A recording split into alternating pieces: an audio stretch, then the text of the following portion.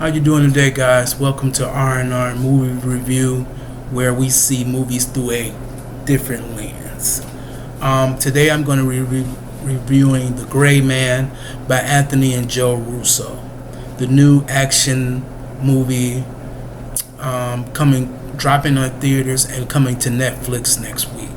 It stars Ryan Gosling, Chris Evans, Anna de Armas, Jessica Henwick, and Regine Page. I think that's how you pronounce his name. I'm sorry if I got it wrong, but he was the black guy on the first season of Bridgerton. Anyway,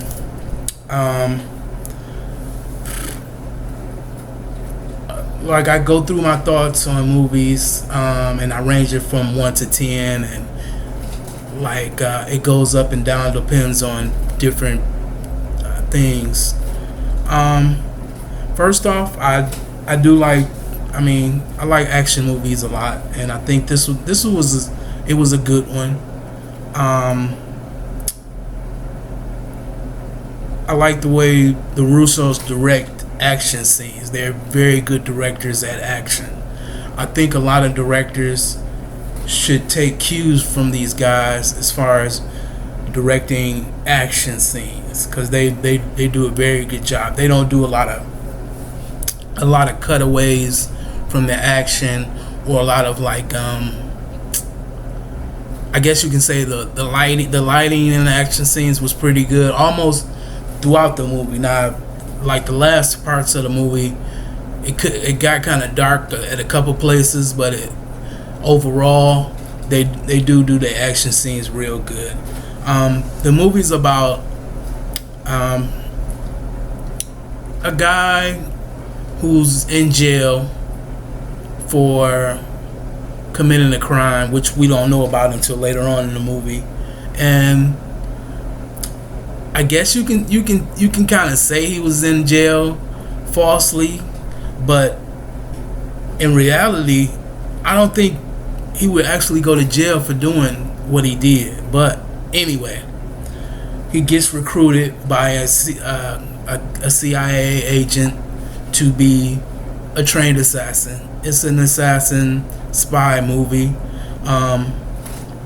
It goes from him being in jail to 18 years later, and he's one of the best guys on the job. And the next hit he has, he's assigned to take out a guy, but he ultimately gets his target, but he gets some information that he gets hold of and finds out that the guy who recruited him was set up, and it was a lot of backstabbing things going on in the top ranking of the CIA, and new people, bosses taking. It was basically like a hostile takeover in spy games, and as far as assassins go, that's what it was like. That's really what it was like. I like Chris Evans as playing the villain, crazy man or whatever. He definitely has range, man. Chris Evans, he even showed he could play a good villain on my goodness. He was the guy on the Scott Pilgrim versus the World. He was a good villain on that. And if they ever bring Bad Cat back, where he turned with against Shield and was Hydra, they should definitely bring him back for that if they do it. But I doubt they do it. But anyway, he had a real porn stash going on his face. It was very alarming, very threatening too. The guy, like I said, the guy can play. He can play a villainous character. I like the fights. I like the train. Well, is it a trolley scene? The trolley scene I really liked. I appreciate that. Ana de Armas' character, she had a lot to do, and whatever stunt woman is working for the Russos, she needs to get double pay, because she put out a hell of an effort. She put in work. She put in very good work. So I give applause to her, because Ana de Armas' character, Willard, she really went out there and she put some work in. The Gene Page guy, he was just like a head of association, handing out orders most of the time. He was okay.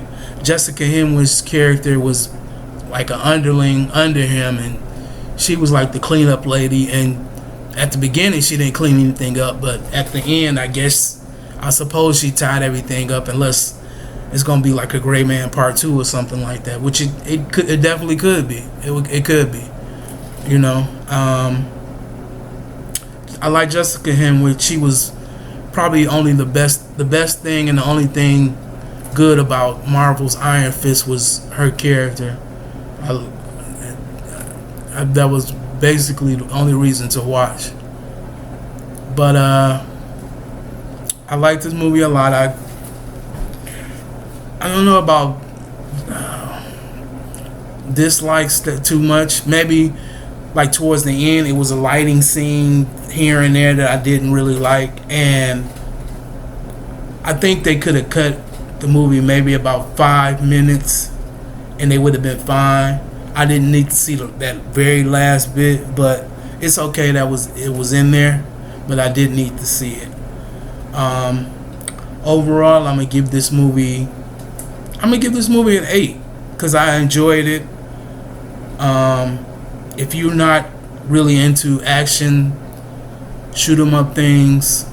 Oh, that's one more thing. I think they didn't specifically drop it in theaters because of the recent shootings and things like that, because there's a lot of gunplay in this movie, like a lot of gunplay in this movie, and I think, you know, people would kind of frown on that being recent events. So I understand why it went to Netflix, but they did drop it in theaters, but it's only going to be in theaters for, I think, for about a week. So overall, yeah, I give this movie an 8, and I recommend it for a casual action moviegoers out there. So thank you for listening. Like, share, and subscribe, and I will see you guys again.